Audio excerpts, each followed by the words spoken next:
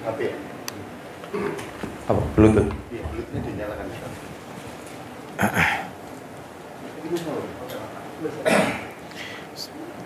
Assalamualaikum warahmatullahi wabarakatuh. Alhamdulillah. Alhamdulillahi hamdan katsiran tayyiban mubarakan fi kama yuhibbu rabbuna wa yarda. Wa ashhadu an la ilaha illallah wahdahu la syarikalah wa ashhadu anna Muhammadan abduhu wa rasuluh. Ya ayyuhalladzina amanu taqullaha haqqa tuqatih wa la tamutunna illa wa antum muslimun.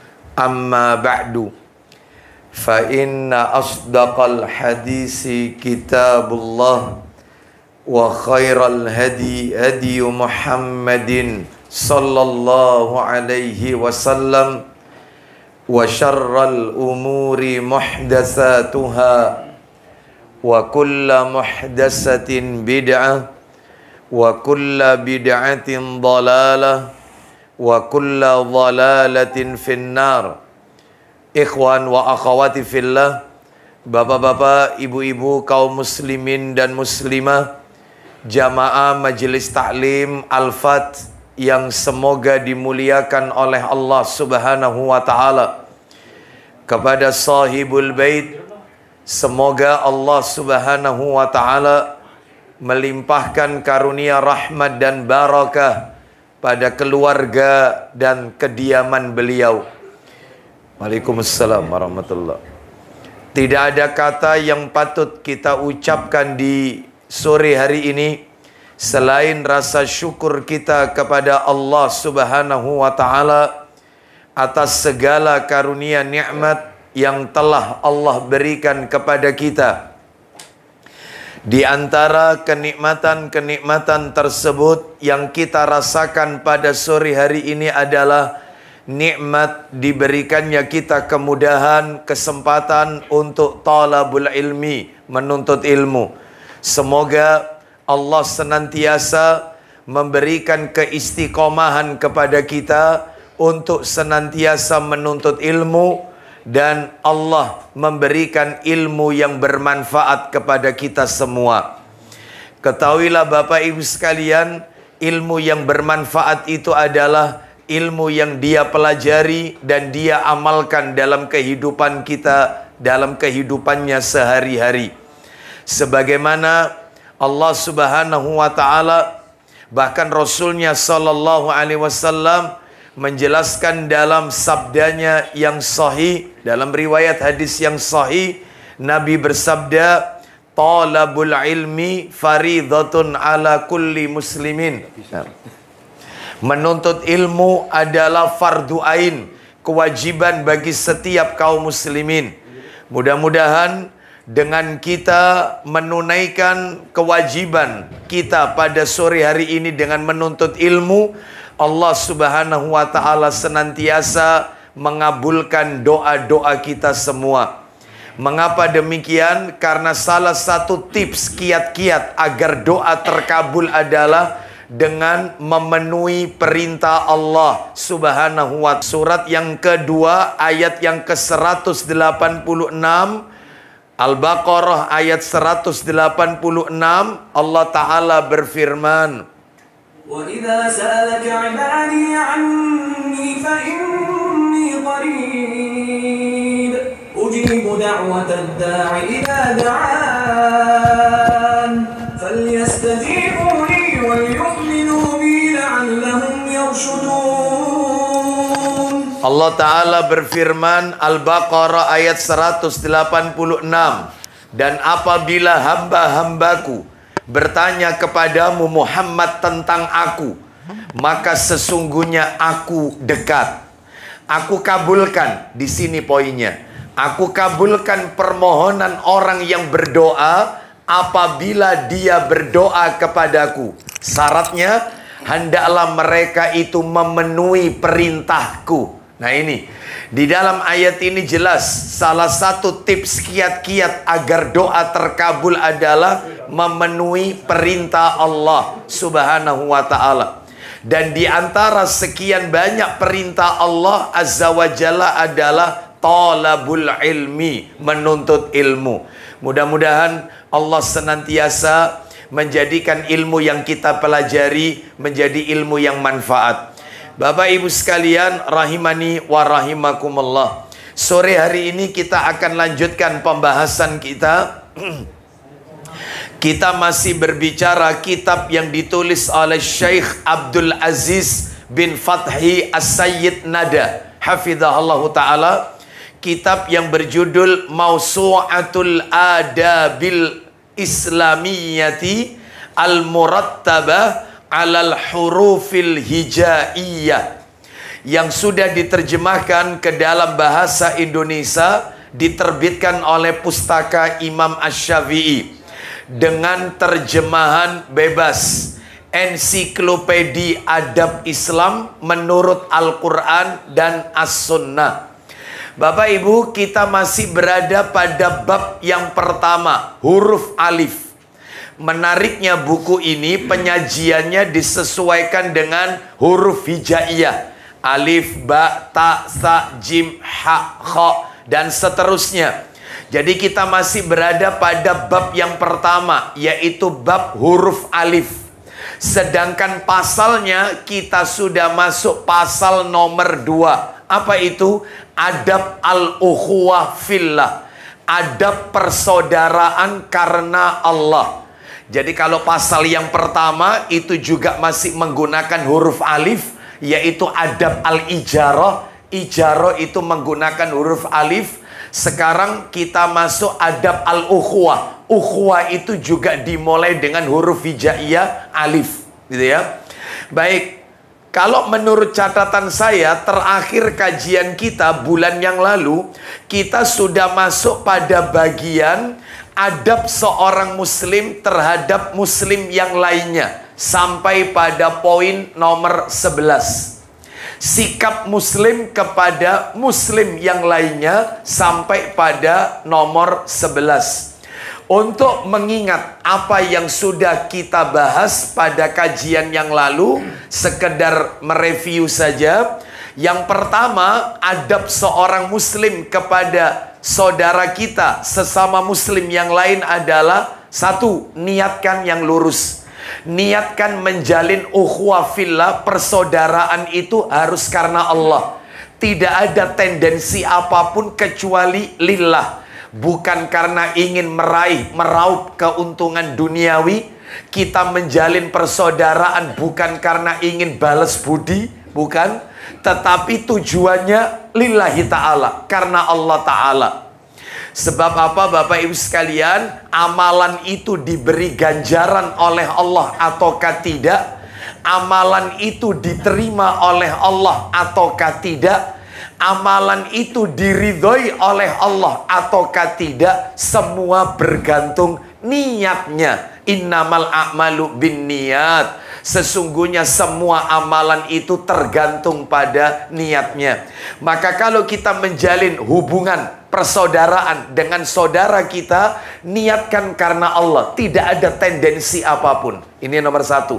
Yang nomor dua, harus selektif mencari teman. Tidak sembarangan orang mencari teman. Ya, Bapak Ibu sekalian, betapa banyak ayat-ayat dalam Al-Quran yang menjelaskan tentang pertengkaran orang-orang di dalam neraka. Kalau tidak salah di YouTube kajian saya sudah ada. Karena itu saya sampaikan di Masjid Al-Ihsan, Jalan Proklamasi, Gresik. Yaitu tentang 7 pertengkaran manusia di neraka. Ada yang saling menuduh, gara-gara dia ya Allah saya masuk neraka ini. Ada yang saling mengutuk, melaknat. Bahkan sampai ada di antara mereka yang dia 2 kali lipat karena saya ketika di dunia mengikuti jejaknya. Gara-gara dia saya seperti ini. Azablah dia 2 kali lipat. Itu ada 7 macam Bapak Ibu pertengkaran di dalam neraka. Semuanya ada di dalam Al-Quran. kecuali orang-orang bertakwa, orang-orang beriman. Makanya betul kata Nabi, la tusahib illa mu'min. Jangan berteman kecuali orang-orang beriman. Berteman dengan orang beriman. Wala yakul ta'amaka illa taqi. Dan janganlah makananmu dimakan kecuali oleh orang-orang yang bertakwa. Jadi harus selektif, tidak boleh sembarangan. Harus pilih-pilih.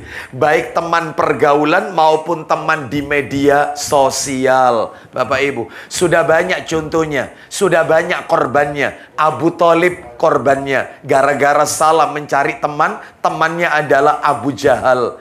Baik, dan yang lainnya. Baik, kita lanjutkan. Nomor 3, pahami uzurnya. Jangan mudah suudzon. Jangan mudah suudzon kepada saudara kita. Tanamkan, yaitu berikan uzur. Sebab cirinya orang beriman, kata para ulama, al-mu'minu yatlubu ma'adhira ikhwani. Cirinya orang beriman itu adalah suka mencari uzur-uzur bagi saudaranya.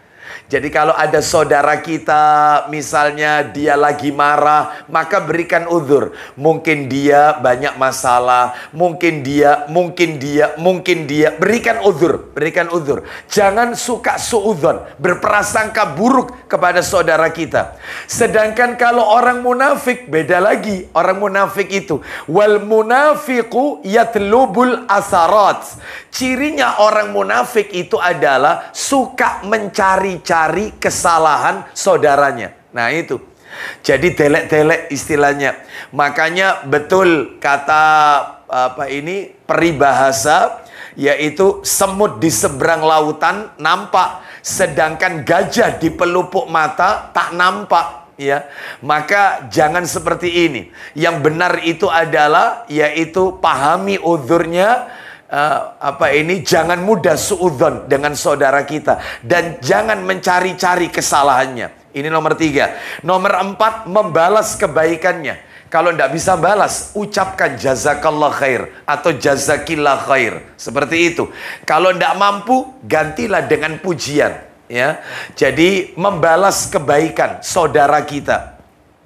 Yang kelima, menyelamatkan dari orang yang ingin berbuat zalim kepadanya. Selamatkan saudara kita dari kezaliman orang lain. Dan yang keenam, gandengannya, cegahlah dia dari menzalimi orang lain. Jadi kalau yang nomor 5 tadi, saudara kita selamatkan dari kezaliman orang. Sedangkan yang nomor 6, orang yang akan berbuat zalim itu kita cegah. Jangan sampai dia menyakiti saudaranya yang lain. Nah itu. Yang ketujuh, maafkan kesalahannya. Bapak Ibu kan tahu, di dalam Al-Quran itu semua ayatnya perintahnya maafkanlah. Tidak ada kata-kata minta maaf. Khudil afwa, jadilah pemaaf. Wal afina aninnas, maafkanlah kesalahan orang lain. Semuanya maafkan, maafkan, maafkan. Bahkan Bapak Ibu kalau pengen tahu dalam Al-Quran, salah satu amal ibadah yang ganjaran pahalanya tanpa batas. Ibadah yang lain ada pahalanya. Sholat di Masjidil Haram 100.000 kali, ya. Sholat di Masjid Nabawi 1000 kali, jelas. Sholat berjamaah di masjid 27 kali lipat. Semua ada angkanya.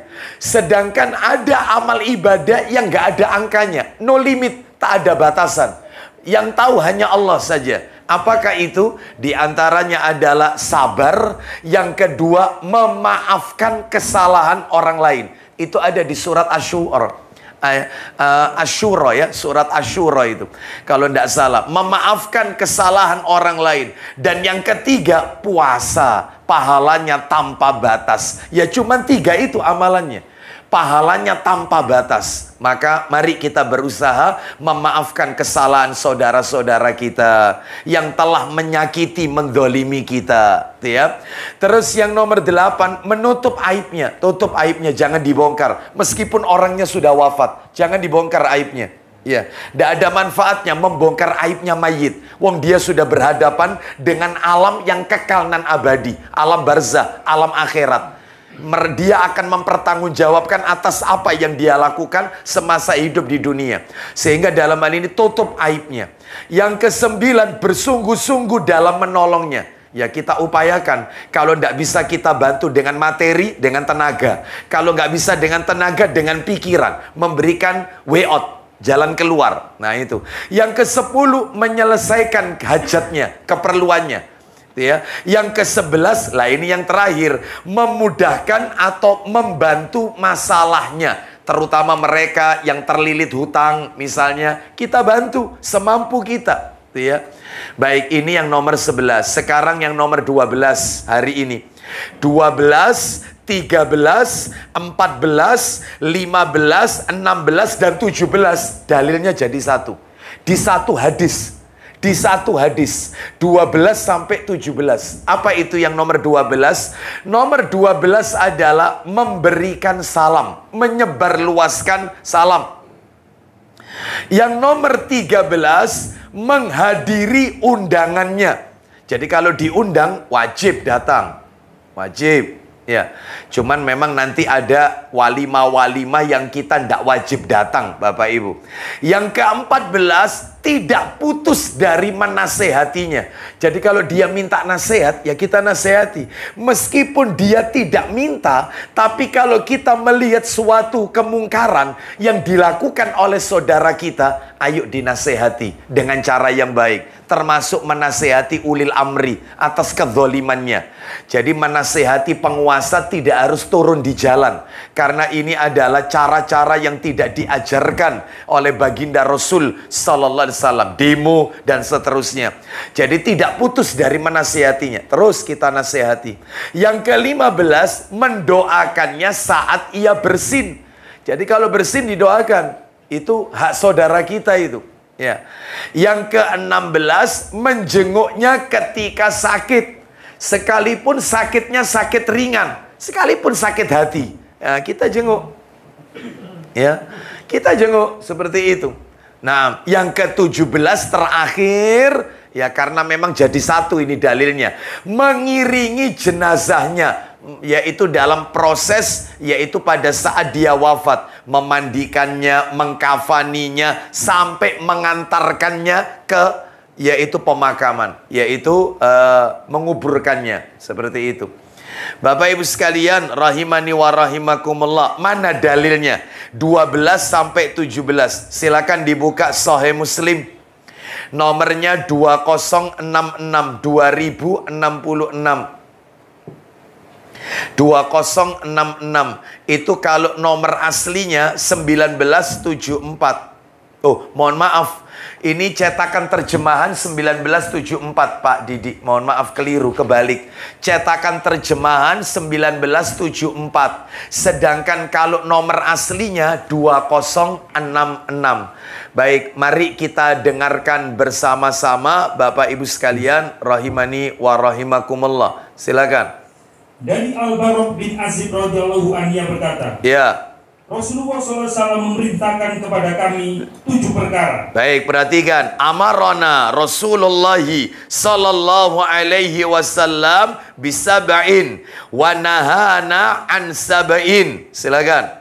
Dan melarang kami dari 7 perkara. Jadi Rasulullah SAW memerintahkan kami 7 perkara, melarang kami 7 perkara juga. Kita dengarkan yang Nabi perintahkan dulu. Apa saja yang Nabi perintahkan? Silakan. 1. Beliau memerintahkan ya, mengunjungi orang sakit. Nah, ada itu tadi. Nomor berapa itu? Mengunjungi orang sakit tadi itu.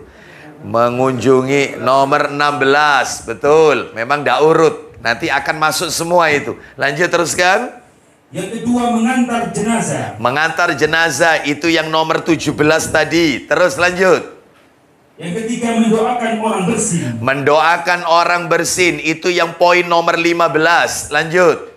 Dan yang keempat, menepati sumpah. Menepati sumpah. Ini yang tidak ada di sini. Ini yang tidak ada. Ini ada bahasan tersendiri. Bapak Ibu sekalian, menepati sumpah ini termasuk nadar. Karena nadar itu bagian dari sumpah. Dan Bapak Ibu harus tahu, jangan sering-sering bernadar Bapak Ibu. Karena nadar itu adalah ibadahnya orang bakhil.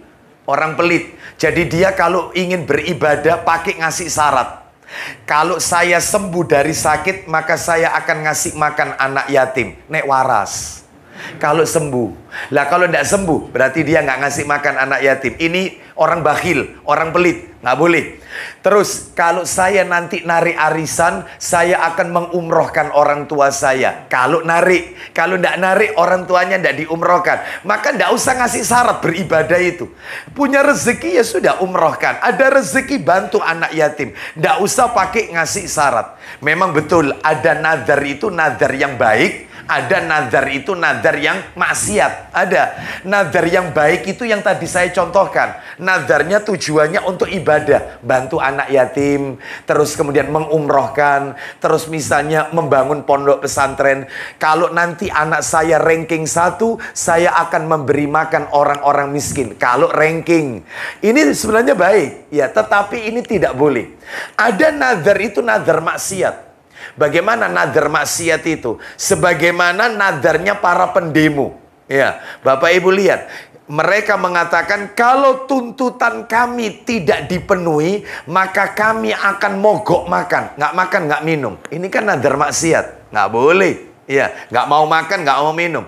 Bahkan waktu itu di negeri kita sempat viral, rame-ramenya waktu itu demo. Viral waktu itu, berapa tahun yang lalu. Tuntutan kami jika tidak dipenuhi, maka kami akan membakar diri kami. Nah, dia bakar dirinya sendiri. Dibakar.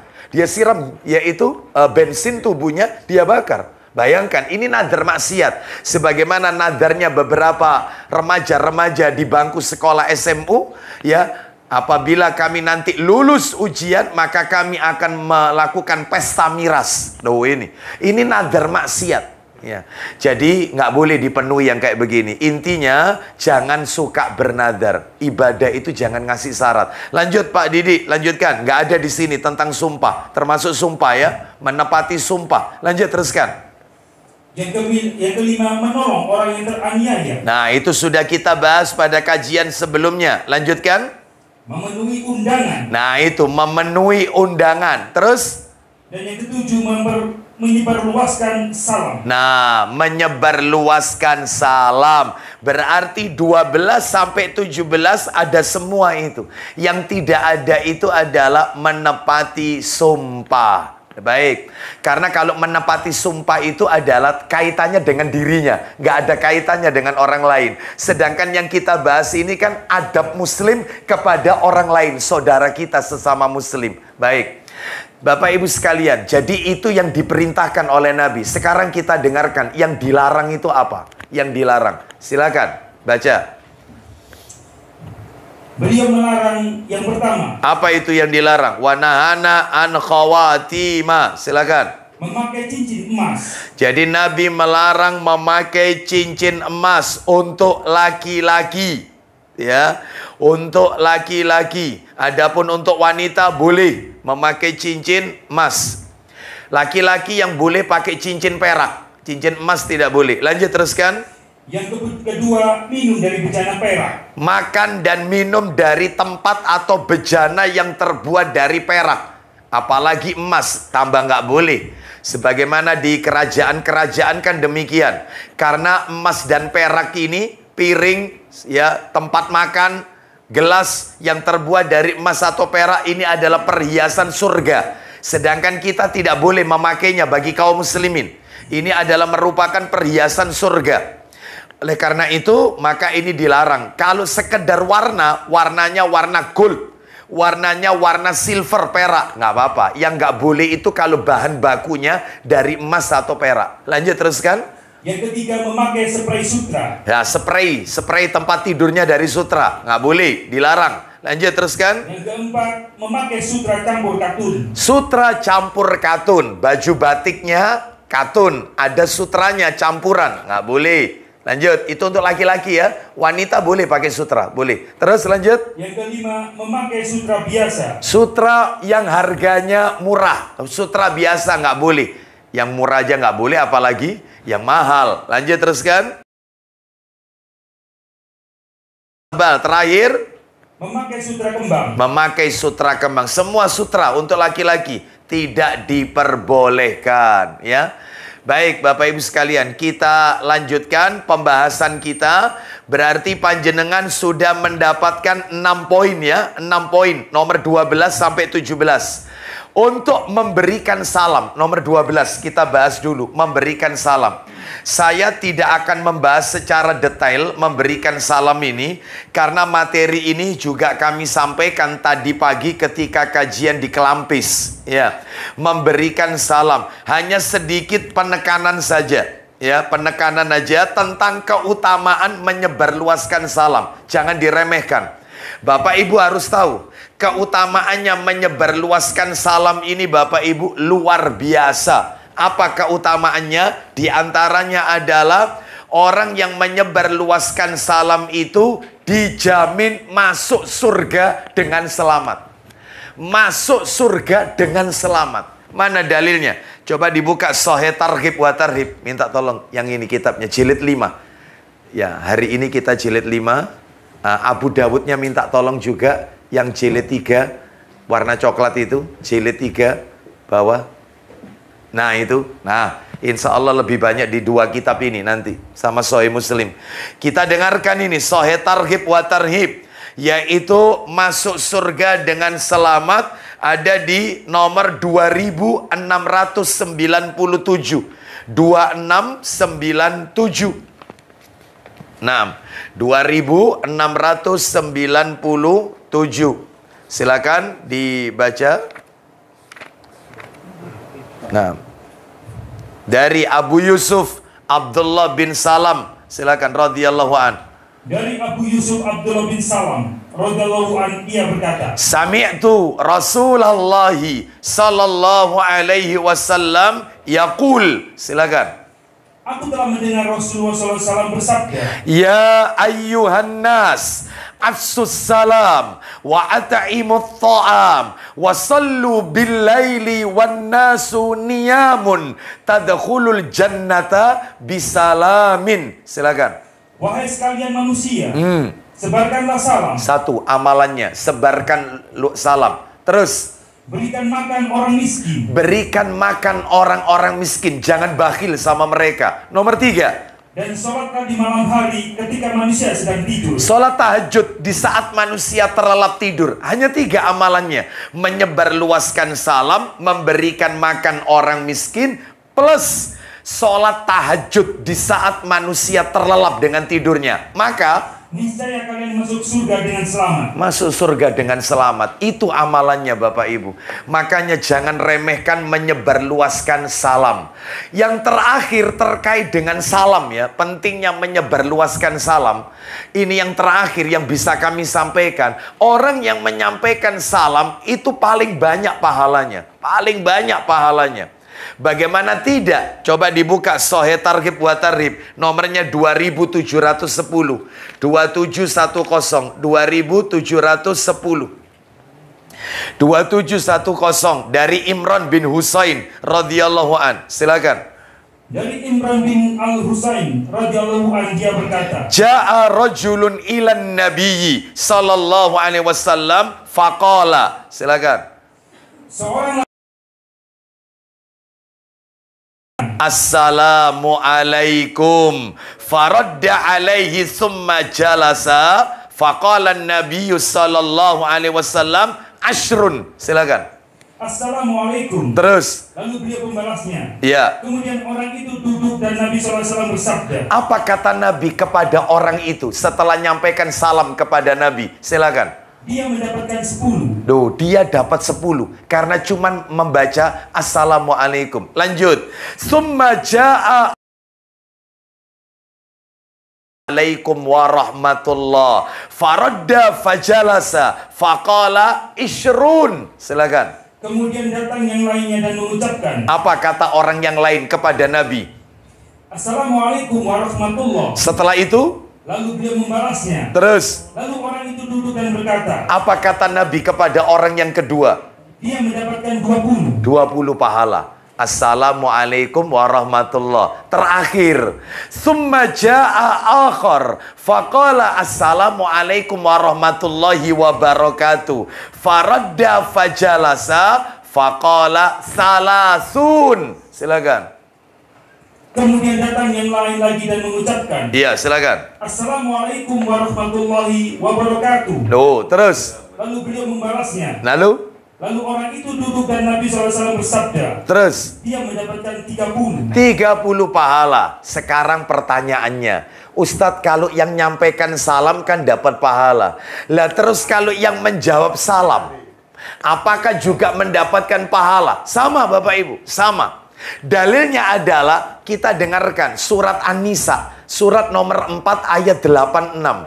Allah Ta'ala berfirman, An-Nisa 86, An-Nisa 86. Allah berfirman, surat An-Nisa 86. وَإِذَا حُيِّيتُم بِتَحِيَّةٍ فَحَيُّوا بِأَحْسَنَ مِنْهَا أَوْ رُدُّوهَا إِنَّ اللَّهَ كَانَ عَلَى كُلِّ شَيْءٍ حَسِيبًا. Silakan An-Nisa 86. Apabila kamu diberi penghormatan dengan suatu penghormatan, maka balaslah penghormatan itu dengan yang lebih baik daripadanya. Atau Balaslah penghormatan itu dengan yang serupa. Bapak Ibu sekalian, kalau kita mendapatkan salam penghormatan, balaslah salam penghormatan itu dengan yang lebih baik.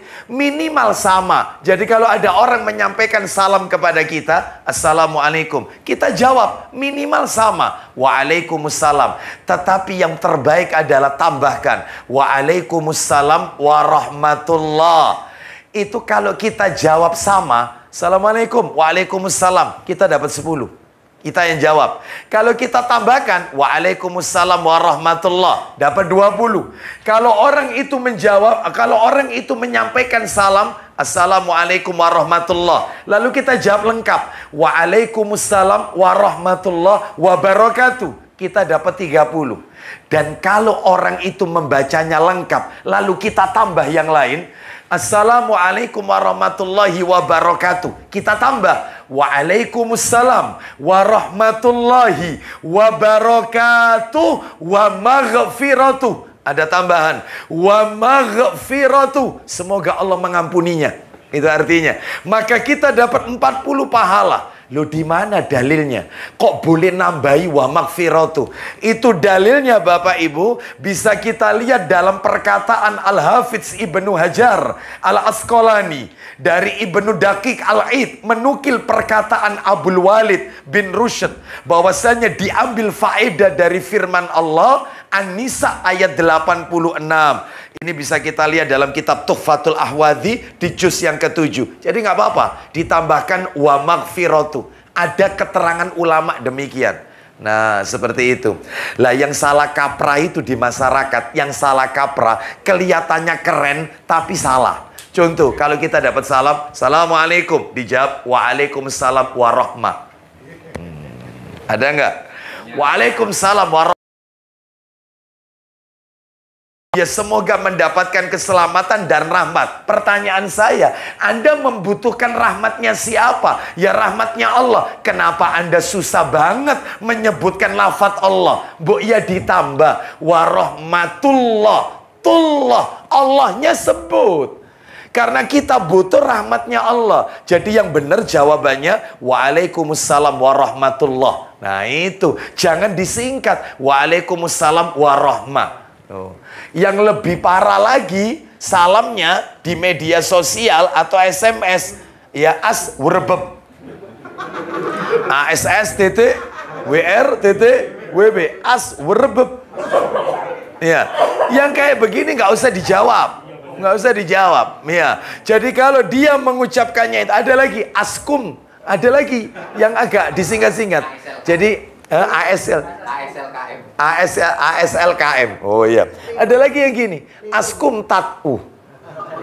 Apa askumtat ini? Assalamualaikum Ustadz, tapi disingkat ya. Iki sopo sing ketat ini ya. Kok pakai tat ini loh, heran saya. Iya. Bu, ya bagus gitu loh ya. Assalamualaikum. Lihat kita kalau mendapatkan asalnya, kita jawab Waalaikumsalam warahmatullah. Kita jawab Alhamdulillah kami sekeluarga baik. Nggak apa-apa. Atau dijawab lewat tulisan juga sama. Nggak apa-apa. Ya, seperti itu ya. Jadi banyak yang disingkat-singkat seperti ini. Ya, termasuk Rasulullah SAW. Apa saw ya? SAW. Jangan. Itu solawat loh. Orang baca solawat sekali, Allah bersolawat 10 kali. Apa susahnya nulis sallallahu alaihi wasallam? Ya, candengan. Jadi dalam hal ini maka jangan suka disingkat-singkat. Jadi yang pertama, sebarluaskan salam. Sampai-sampai kata Nabi, sekalipun terhalang pohon atau batu, kita ketemu dengan orang yang sama, sampaikan salam. Sampaikan salam. Dimanapun dan kapanpun kita berada, ketemu dengan orang yang sama, salam. Di sini saya sudah nyampaikan salam. Nanti keluar dari situ ketemu orang yang sama, saya sampaikan salam lagi. Saya masuk mobil ketemu lagi di jalan, assalamualaikum lagi. Terus begitu. Mana dalilnya? Buka Abu Dawud jilid 3. Abu Dawud.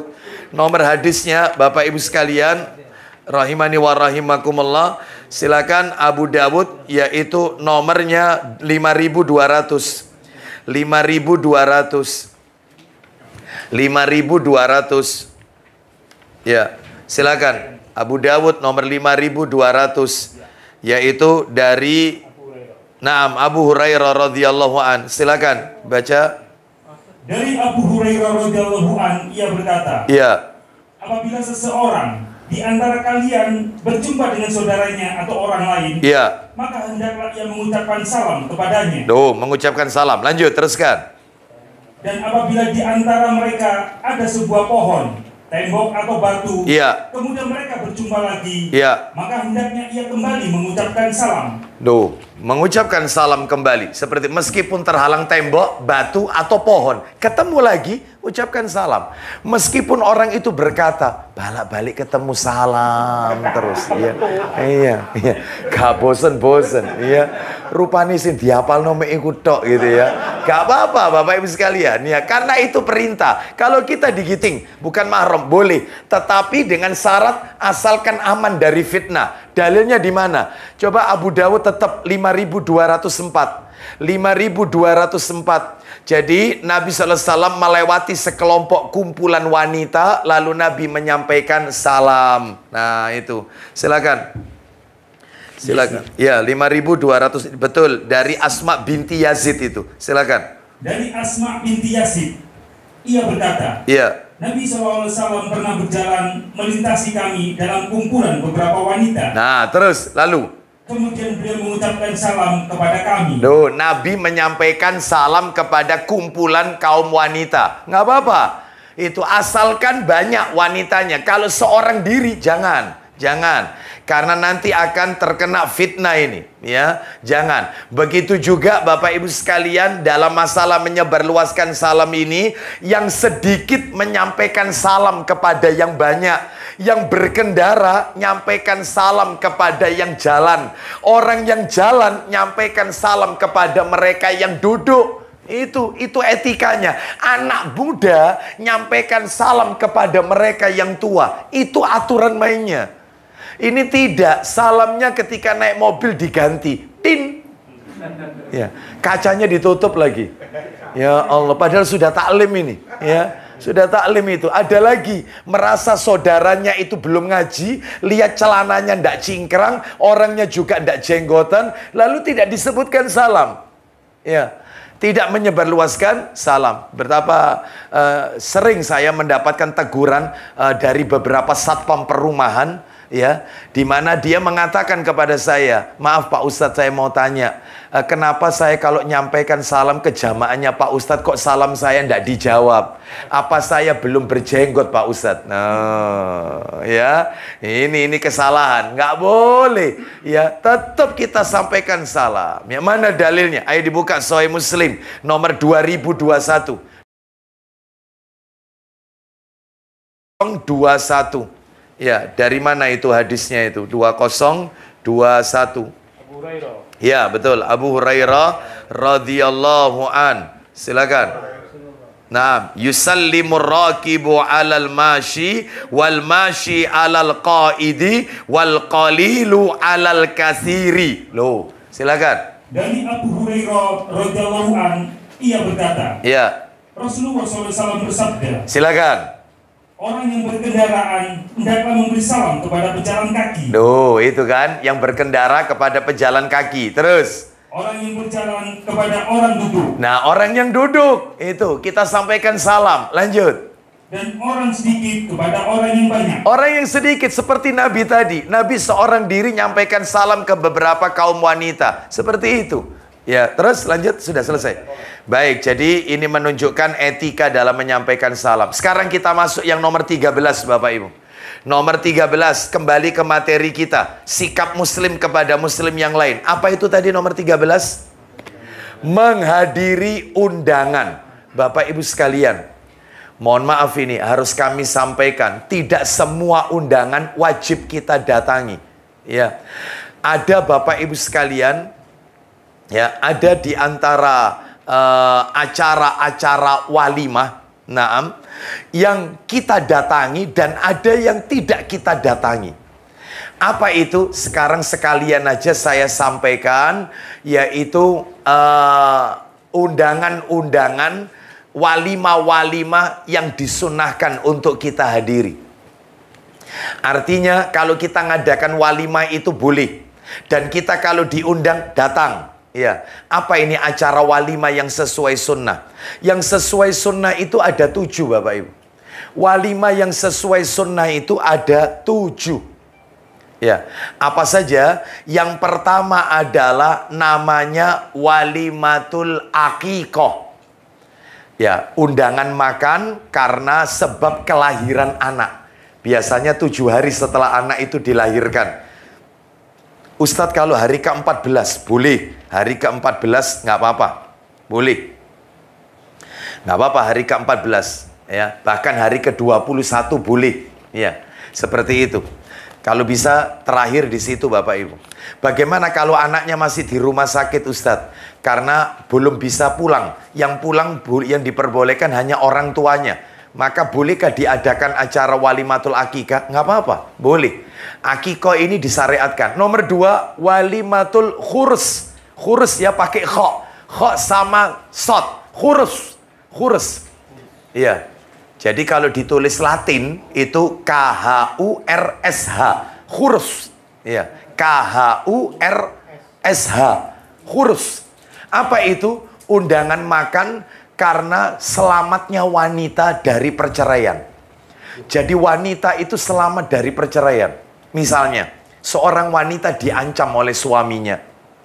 Kalau kamu ulangi lagi perbuatanmu ini, saya nggak tanggung-tanggung, kamu tak talak. Jatuh talak saya kepada kamu. Nekon balini mana, tak cerai.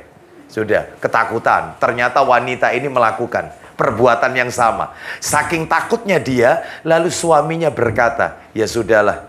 Karena wanita ini juga manusia. Kau bukan bidadari, saya juga bukan malaikat. Tak ada gading yang tak retak. Tidak ada manusia sempurna. Wes tak sepuro, wes kamu ndak saya cerai karena saya masih sayang sama kamu. Sudah. Jadi wanita ini selamat dari ancaman cerai. Saking senengnya ngadakan syukuran. Boleh. Nah, boleh. Saking senengnya ngadakan tasakuran. Selamat dari perceraian. Kawin lagi. Siapa ini? Iya, nggak dicerai tapi suaminya. Ya, itu ada bab tersendiri. Ya, itu nggak usah kita bahas hari ini. Ya, itu ada waktu tersendiri tentang itu. Bapak Ibu sekalian, kita lanjutkan. Khurs, selamatnya wanita dari perceraian. Yang nomor 3 mirip dengan yang nomor 2. Walimatul urs, pakai ain, ursh. Walimatul ursh. Ya. Apa itu? Resepsi pernikahan. Biasanya Bapak Ibu disebut walimatul urus itu biasanya kaitannya unduh mantu mestinya itu. Itu unduh mantu itu ya walimatul urus. Jadi wanita itu sudah dijima. Itu namanya walimatul urus. Tapi kalau pertama kali nikah, ya itu namanya walimatul nikah atau walimatul akad, ijab kabul. Nah, termasuk habis akad nikah duduk di pelaminan. Nah, itu masih walimatun nikah. Karena maaf, wanita itu belum disentuh, belum dijima. Tetapi kalau sudah dijima, terus ngadakan rame-rame, misalnya unduh mantu sepekan berikutnya atau berapa hari berikutnya. Lah itu yang namanya walimatul urus. Ya, intinya terkait pernikahan. Itu boleh kita datangi, boleh. Itu sunnah, walimah itu sunnah. Itu nomor berapa tadi? 3. Nomor 4, walimatun naqi'ah. Walimatun naqi'ah. Atau nama lainnya walimatun naqi'ah itu adalah, yaitu walimatus safar. Undangan makan bagi orang yang pulang dari safar. Pulang umroh, pulang haji, ngadakan acara. Namanya. Atau walimatus safar. Ya, walimatus safar. Jadi gini Bapak Ibu. Misalnya panjenengan pulang dari umroh, lalu undang-undang, ayo makan-makan ke rumah saya. Lu acara apa Pak? Saya baru selesai pulang dari safar. Nah, boleh. Yang harap dihindari itu, yang dihindari, kalau undangan makannya itu sebelum safar. Hindari. Mau berangkat haji, nah itu biasanya kan gitu, rata-rata di masyarakat. Itu nanti Bapak Ibu tidak terhindar dengan yang namanya riya Bapak Ibu. Apalagi di undangan itu di belakang namanya dikasih CH, calon haji. Nanti kalau sudah berangkat C-nya hilang, hanya pindah ke depan. H titik namanya, haji siapa. Lah ini kan riya yang kayak begini. Eman-eman kan, sudah biaya mahal, tenaga terkuras, waktunya lama meninggalkan sanak famili di tanah air. Ternyata ibadahnya nggak diterima. Karena riya, tidak karena Allah, tapi karena manusia. Butuh pujian orang. Nah ini eman ini. Makanya menata hati ini lebih susah Bapak Ibu. Baik, jadi itu walimatul, apa tadi? Walimatun naqi'ah. Walimatun naqi'ah, yaitu atau walimatus safar. Beda lagi sama begini. Kalau ini nggak usah ditulis ya. Beda lagi kalau yang ngadakan undangan makan itu orang lain. Misalnya gini. Ya, saya mengundang Pak Fatul. Pak Fatul, saya undang makan-makan di rumah saya. Loh, acara apa Ustadz? Ya, ada acara apa? Anda, panjenengan kan baru pulang dari umroh. Saya pengen menghormati panjenengan karena pulang dari umroh. Ayo tak undang makan ke rumah saya. Lah saya ini namanya walimatut tuhfah. Nah, saya ini karena orang lain yang undang. Walimatut tuhfah. Makanya istilah-istilah ini harus ditumbuh suburkan. Jadi di undangan itu harap hadir pada acara walimatut tuhfah. Iki opo mane walimatut tuhfah ya. Ini ya. Asing kan? Makanya pentingnya menuntut ilmu itu begini ya. Seperti itu. Istilahnya walimatut tuhfah, yang ngadakan orang lain, bukan orang yang safar. Dia diundang oleh orang lain. Lah orang itu mengadakannya namanya walimatut tuhfah. Sekarang lanjutannya yang nomor berapa sekarang? 5 ya. Yang kelima namanya walimatul makdubah atau makdabah. Boleh salah satu. Walimatul makdabah atau walimatul makdubah. Acara undangan makan tanpa sebab. Nggak pakai sebab ini. Ayo Pak, kita makan-makan. Lu acara apa? Wis gak ono, wis acara, wis mangan-mangan. Itu boleh. Yang nggak boleh itu minta ditraktir. Ya. Atau kadang-kadang pakai bahasa sindiran. Mangan-mangan gak ngejak-ngejak konco. Itu apa itu? Ngemis itu nggak boleh. Iya. Jiwa ngemis nggak boleh. Iya. Ayo tanggal 6 wis gajian gak traktir. Itu ngemis Bapak Ibu. Nah, boleh ya. Jadi sudah taklim jangan punya jiwa seperti itu. Ya. Itu ya. Terus gak usah kasih misalnya apa gitu, pakai isyarat ya. Misalnya temannya ketahuan dapat rezeki, isyarat. Ya mari cair rek. Ya. Ya gak oleh matengane mentani ya gak apa-apa rek. Nah, itu ngemis. Ya, nggak boleh. Ada nggak model-model kayak gini? Nah, bersayap. Bapak Ibu sekalian, rahimani wa rahimakumullah. Gak kena matengani mentani wae. Nah, itu ya. Seperti itu. Baik, kita lanjutkan. Ya, sekarang yang nomor berapa? Nomor 6. Nomor 6, undangan walima yang disyariatkan. Namanya adalah yaitu undangannya yaitu disebutkan di dalam perkataan Imam An-Nawawi rahimahullah. Yaitu yang ke-6 itu adalah ada undangan walimatul hizak. Walimatul hizak, undangan makan hizak kok. Ya, hizak, undangan makan karena sebab pintarnya anak atau keberhasilan. Misalnya anaknya ranking 1, istilahnya di masyarakat bancaan jajan pasar. Nah, itu boleh. Anaknya hatam Quran, sudah level tajwid misalnya sudah gharib. Nah, misalnya, Masya Allah, misalnya lagi levelnya taksinnya sudah level masuk ke jilid berapa. Misalnya, seneng orang tuanya, anaknya lancar baca Al-Quran, bagus taksinnya. Maka orang tuanya bersyukur kepada Allah dengan mengadakan walimah. Ada Ustadz dalilnya, ada Umar bin Khattab radhiyallahu an, setelah beliau menuntaskan, menghatamkan, memahami tafsir surat Al-Baqarah selama 12 tahun.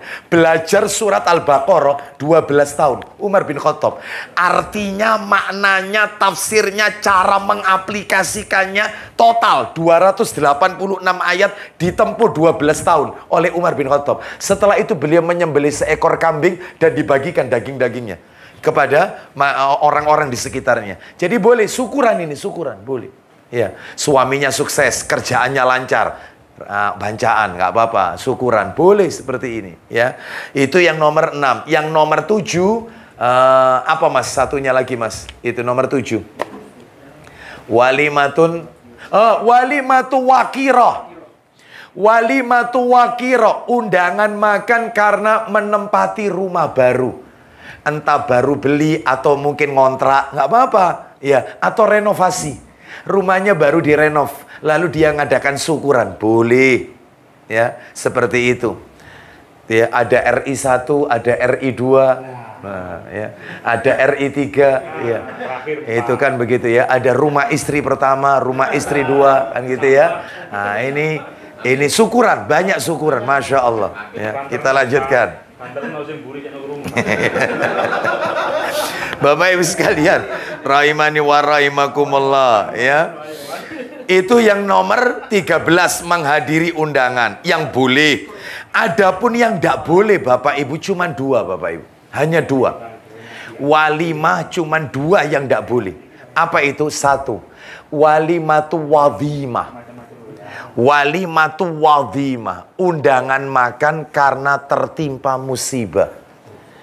Jadi kalau di masyarakat kita terkenal dengan istilah tahlilan.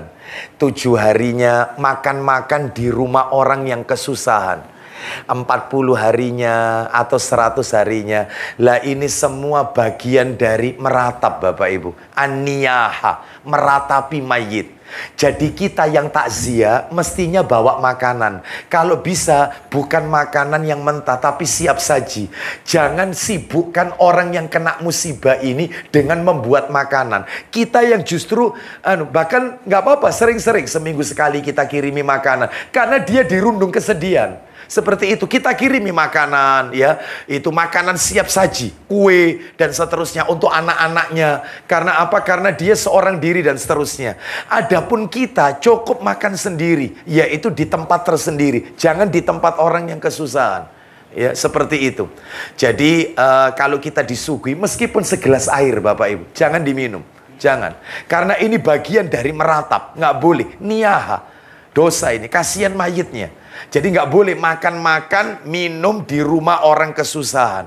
Meskipun niatannya sohibul bed menghormati, karena tamunya dari luar kota, makanya disuguhi. Dan mesti rawon itu biasanya. Kenapa kok nggak pernah nasi padang gitu loh, heran saya. Iya, kenapa gitu? Mesti rawon, heran saya. Itu. Ya betul ya, rawon ya. Mesti sama soto, mesti itu ya. Kenapa? Saya itu kok enggak pernah lihat nasi kerawu gitu loh ya. Nah, itu nasi padang kan menarik gitu ya. Bapak Ibu sekalian. Rahimani wa rahimakumullah. Itu nomor 1, walimatul wadimah. Nomor 2, walimatul hamil. Walimatul hamil, undangan makan terkait kehamilan. Jadi ini juga tidak ada tuntunannya. Entah itu neloni, mitoni, entah itu istilah tingkepan, atau istilahnya mudun lemah, coplok puser, betul. Coplok puser, mudun lemah, ya, mancing.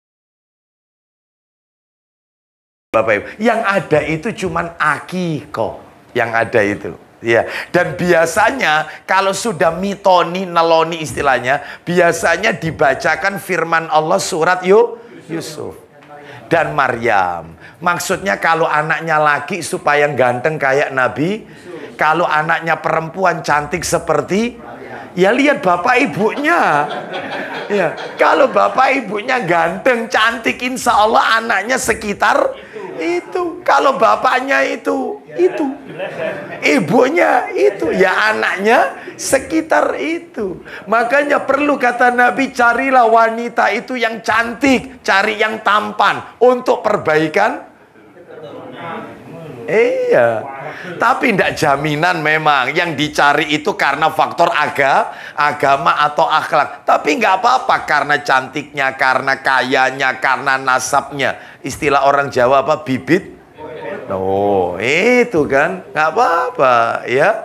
Baik, cari yang tampan dan seterusnya. Kalau tidak, cari yang akhlaknya. Karena tampan itu bukan jaminan. Allah tidak melihat wajah, tidak melihat harta kita. Yang dilihat oleh Allah nanti yang akan dinilai hati dan amalannya.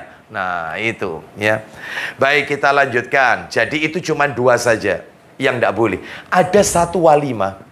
Satu walimah, makanya tak sendirikan ini, tak buat terakhir. Yang ulama beda pendapat. Ada yang mengatakan silakan dihadiri. Ada ulama yang bersikukuh tegas sekali, nggak usah didatangi karena nggak ada tuntunannya. Namanya walimatul khitan. Khitan, sunat khitan. Kenapa? Karena ulama yang mengatakan tidak perlu didatangi, mereka mengatakan walimah itu diadakan karena ada yang dihormati. Walimatul urus karena ada penghormatan pernikahan. Akikoh karena sebab anak lahir. Lah kalau khitan, apa yang diperingati itu apa? Itu loh. Ya, makanya dalam hal ini tidak perlu. Iya, seperti itu lah itu. Tetapi sebagian ulama mengatakan boleh, tidak apa-apa, karena disesuaikan dengan uruf kebiasaan masyarakat. Masyarakatnya sering ngadakan itu, nggak apa-apa. Jadi silakan. Ini ada di keputusan panjenengan sekalian. Kalau saya pribadi, saya memakai pendapat yaitu yang tidak mengadakan. Ya, wallahu a'lam. Tapi kalau mau diadakan, monggo, nggak apa-apa, tidak ada larangan. Karena ini mengikuti uruf kebiasaan masyarakat setempat. Kita lanjutkan. Sekarang itu tadi menghadiri, termasuk Bapak Ibu. Jadi dari tadi walimah-walimah yang saya sampaikan, meskipun itu sunnah, walimatul akikoh kan sunnah, walimatul safar, walimatul urus, itu bisa jadi kita nggak boleh datang kalau di dalam acara itu terdapat berbagai macam kemungkaran. Maaf di situ diperlihatkan biduan wanita yang memamerkan aurat tubuhnya, suaranya bisa menimbulkan fitnah. Sebaiknya Bapak Ibu kita datangnya sebelum acara atau sesudah acara. Datang tetap, tapi sebelum. Kenapa? Karena Ibnu Umar pernah menghadiri acara. Lalu Ibnu Umar menutup telinganya. Dan ini materi ini saya sampaikan di Masjid Nurul Iman, Taman Dika. Waktu itu kajian tentang tanda-tanda kiamat. Sebab salah satu di antara tanda-tanda kiamat kecil itu adalah maraknya dunia panggung, dunia hiburan. Ya, semua acara dibuat ada elektron, manggil penyanyi, dangdut dan seterusnya. Maka Ibnu Umar nutup telinga sampai jauh nggak kedengaran. Lalu dia bilang sama muridnya, namanya Nafi, Nafi radhiyallahu anhu. Wahai Nafi, apakah engkau masih mendengar bunyi-bunyian itu? Sudah, aku sudah nggak dengar. Lalu dilepas oleh Ibnu Umar telinganya, jarinya itu dilepas. Lalu kata Ibnu Umar, aku melakukan ini persis seperti Nabi pernah melakukan hal yang sama. Jadi Nabi pernah melewati satu jalan mendengar seperti ini, Nabi nutup telinganya. Lah kita tidak, datang malah request. Malah request, ya. Request jangan, ya. Kena munggah panggung lagi, ya Allah, ya. Nyawer lagi, waduh. Kayaknya ini pengalaman semua di sini ya. Pengalaman ini mantan ya. Ya jahiliyah, taubat ya. Bapak Ibu sekalian, jadi ini tentunya tidak boleh kalau ada maksiat di situ, apalagi dihidangkan minuman khamr di situ, haram hukumnya. Apalagi di situ campur baur laki perempuan. Jadi ikhtilat, tidak dipisah tempat duduknya. Maka sebaiknya hindari. Boleh datang sebelum, mungkin datang ke rumahnya, tidak ke tempat acara itu. Ya, atau setelah acara selesai baru kita datang. Wallahu a'lam wabishawab. Sekarang kita masuk yang nomor berapa? 14. Tidak putus dari menasehatinya. Nggak boleh putus menasehatinya. Ya, tidak boleh putus. Mana dalilnya? Ayo dibuka Sahih Muslim. Sahih Muslimnya bisa dibuka. Yaitu nomornya adalah nomor 43. Sahih Muslim nomor 43.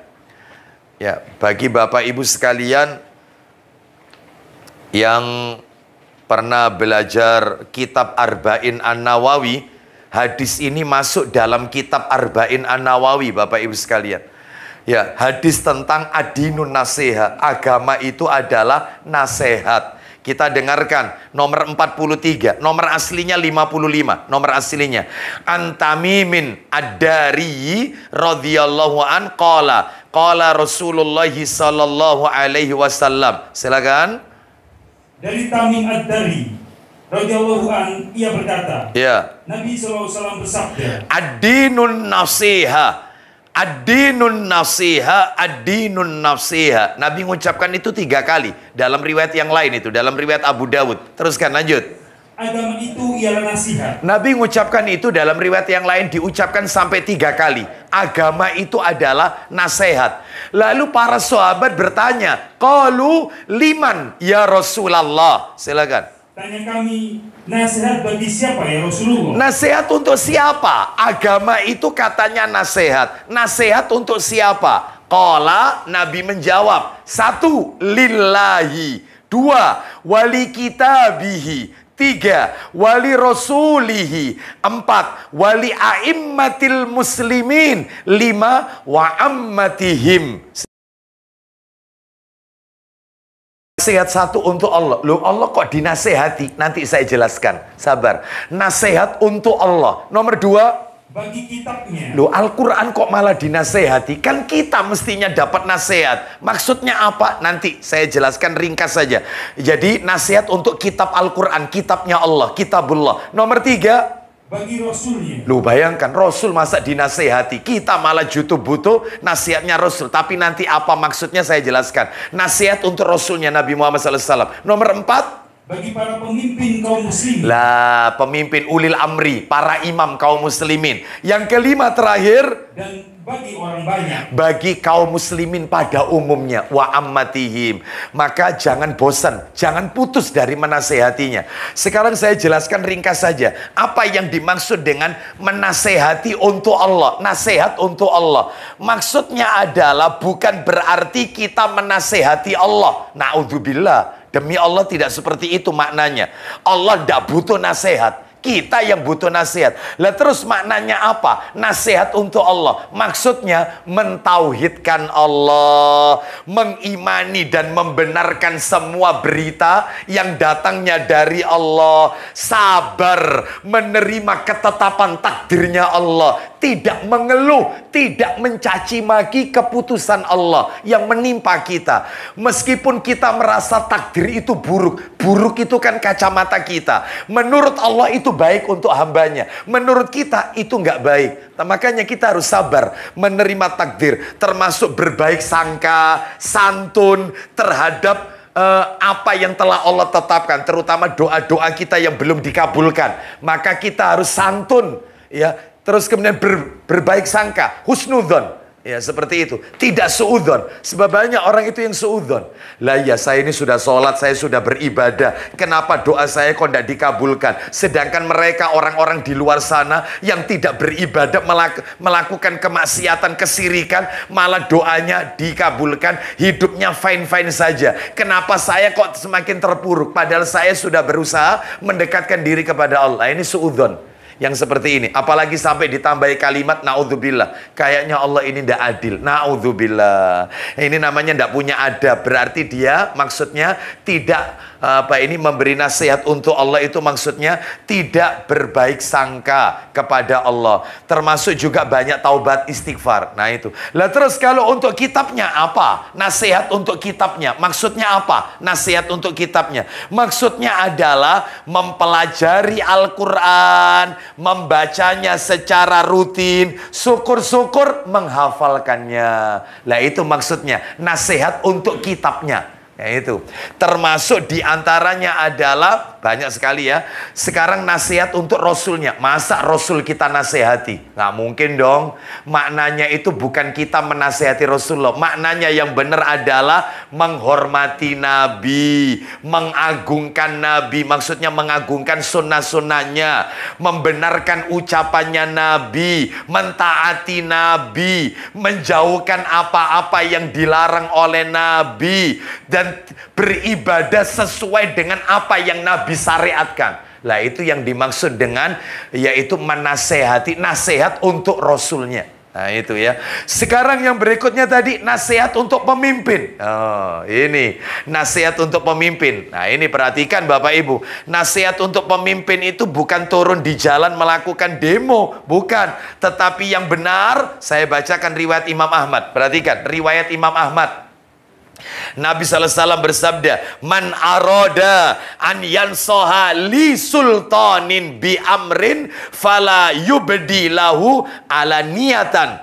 Barang siapa yang ingin menasihati penguasa ulil amri dalam suatu perkara, ya, maka janganlah dia menasihati secara terang-terangan di podium, mimbar, namanya dihujat, dijelek-jelekkan, nggak boleh. Di media sosial dijelek-jelekkan, ya, nggak boleh, nggak boleh. Wajahnya dibuat karikatur yang nggak boleh, haram ini, nggak boleh. Terus walalah tangannya, lalu bersepilah, menyepilah dengan dia. Fa'in qabila minhu fadhaka wa illa kana qad addalladzi alaihi lahu. Jika penguasa itu menerima nasihatmu, itu yang diinginkan. Jika tidak, nasihatmu ditolak, maka kau telah menunaikan kewajibannya. Selesai, gugur kewajiban. Kita punya wakil DPR, ya, sampaikan bahwasannya kebijakannya menyengsarakan rakyat, bahwasannya yang janji-janjinya tidak ditepati, maka tidak boleh kita demo, ya.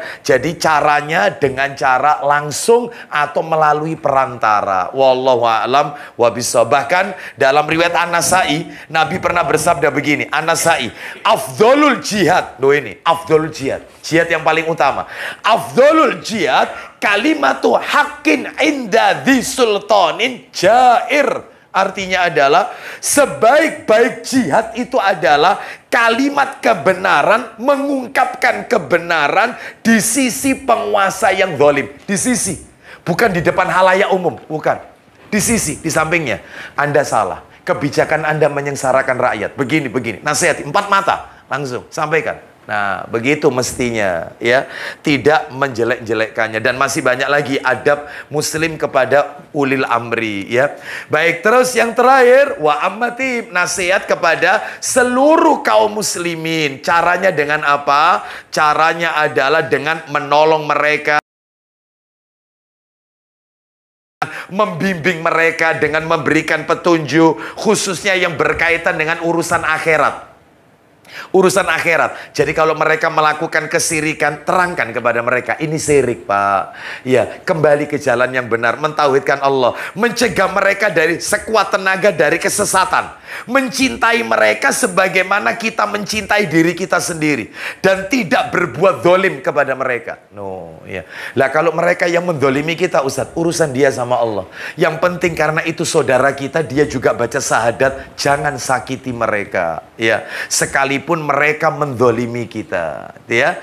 Baik Bapak Ibu sekalian, jadi itu adalah tidak putus dari menasehatinya. Terus kemudian yang nomor 15, apa itu 15? Mendoakannya saat ia bersin. Betul ya, 15 ya? Mendoakannya saat ia bersin. Singkat aja Bapak Ibu, saya tutup sampai bersin aja, sampai nomor 15. 16 sampai 17 nanti berikutnya saja.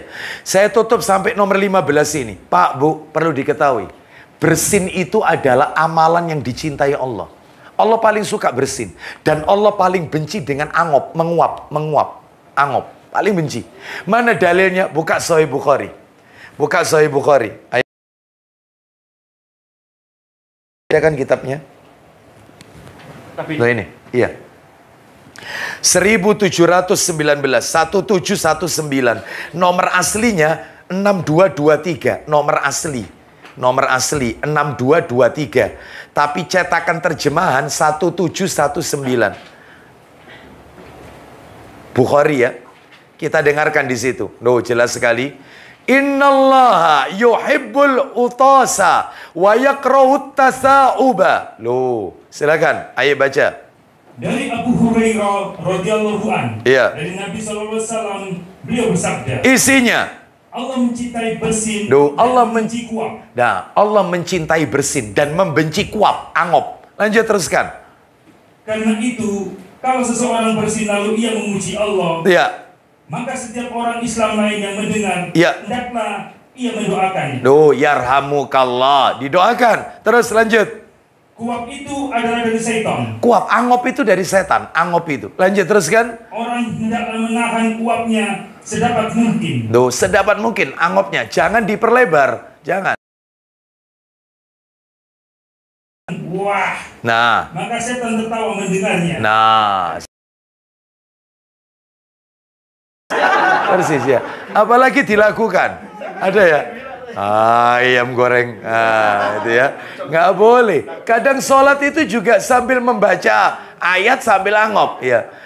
Ya, iyyaka na'budu wa iyyaka nasta'in. Jangan.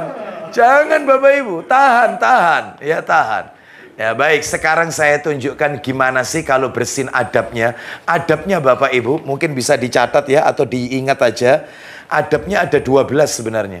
Ada 12. Satu, hendaknya meletakkan kedua telapak tangan atau bajunya atau semisalnya ke wajah ketika bersin. Jadi kalau bersin itu, mestinya kedua telapak tangannya itu nutupi wajahnya ketika bersin. Atau bajunya ditempelkan ke mulutnya. Atau bagaimanalah, artinya ditutup. Sebab ada orang bersin itu nggak pakai ditutup. Waduh, muncrat Bapak Ibu. Iya, seperti itu. Nah, apalagi musimnya penyakit seperti ini, droplet. Ya, ini bahaya ini ya. Nah, nomor dua, mengecilkan suara, rendahkan, jangan dikeraskan. Sebab ada orang bersin itu sa-RT dengar. Oh, keras. Ada orang bersin keras itu. Ada. Wajib. Waduh. Ada nggak yang model gitu? Ada. Ya, enggak jauh. Ya, no, ya. Dalilnya, ayo dibuka dalil. Sahih Jami'us Shaghir. Ini kitabnya Pak Didi. Di dalam tas. Sahih Jami'us Shaghir, jilid 1. Sahih Jami'. Sudah talinya sudah saya siapkan. Nomornya 685. Cepat dikit, 685. 685. Ayo dari Abu Hurairah radhiyallahu an. Silakan.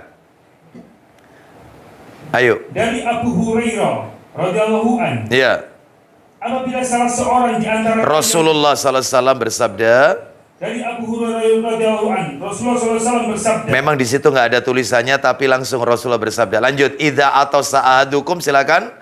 Apabila salah seorang di antara kalian bersin, maka sebaiknya ia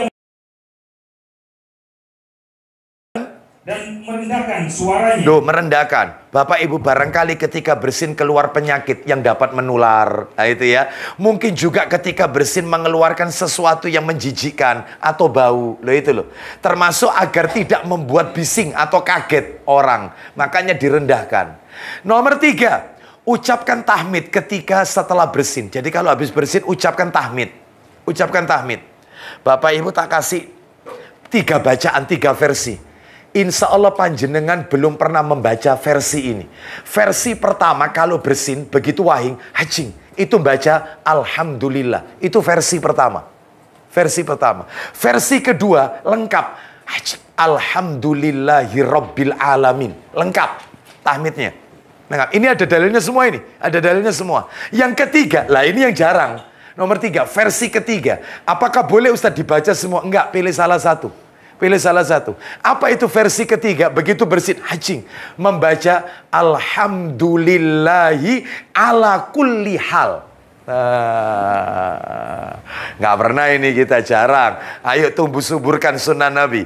Hajing, Alhamdulillahi ala kulli hal. Baik, mana dalilnya? Yang Alhamdulillah saja. Dalilnya Sahih Bukhari. Ditulis saja, nggak usah dibaca. Nomornya 1720. Yang Alhamdulillah saja. Alhamdulillah. Terus kemudian yang satunya apa tadi, yang satunya versi 2? Alhamdulillahirabbil alamin. Lengkap. Riwayatnya Sahih Jami'us Shaghir, kitab Sahih Jami'us Shaghir. Kitabnya ada di Pak Didi. Bawa sini Pak Didi, kitabnya. Yang tadi. Nah, ini kitabnya, saya tunjukkan ini. Ini Sahih Jami'us Shaghir. Sahih Al-Jami'us Shaghir. Nomornya di kitab ini 686. 686. Yang nomor 3 tadi, Alhamdulillahi ala kulli hal. Itu ada di kitab yang sama. Kitab ini juga, cuma nomornya 687. 687. Ya, jadi itu Bapak Ibu sekalian ya. Sebab apa? Katanya Ibnu Hajar, orang bersin itu adalah indikasi keluarnya racun dalam tubuh. Sehingga tubuh menjadi enteng, membuat semangat baru dalam mengerjakan ibadah. Itu orang bersin. Makanya memuji Allah. Alhamdulillah. Terus nomor 4, mendoakan orang yang bersin, hukumnya fardu kifayah. Fardu kifayah. Jadi kalau sudah ada yang doakan, gugur kewajiban bagi yang lain. Nah, seperti itu. Saya ada jadwal maghrib di Taman Dika ini. Nggak ada maghrib, ya. Mendoakan orang yang bersin adalah fardu kifayah. Fardu kifayah. Ya. Lah mendoakannya itu adalah modelnya 2. Nah, panjenengan jarang ini. Ya, model pertama kalau dengar orang itu mengucapkan alhamdulillah, kita doakan yarhamukallah. Umum. Ya. Dalilnya di mana? Yarhamukallah. Dalilnya kitab ini. Sahih Jami'us Shaghir, nomornya 686. Sama seperti tadi, 686. Lah yang satunya versi terakhir jarang dilakukan. Apa itu? Kalau dengar ada orang bersin, dia baca alhamdulillah, kita doakan yarhamukallah wa yuslihu balakum. Biasanya yang kita baca wa yuslih itu kalau yahdikumullah. Ini enggak, yarhamukallah wa yuslihu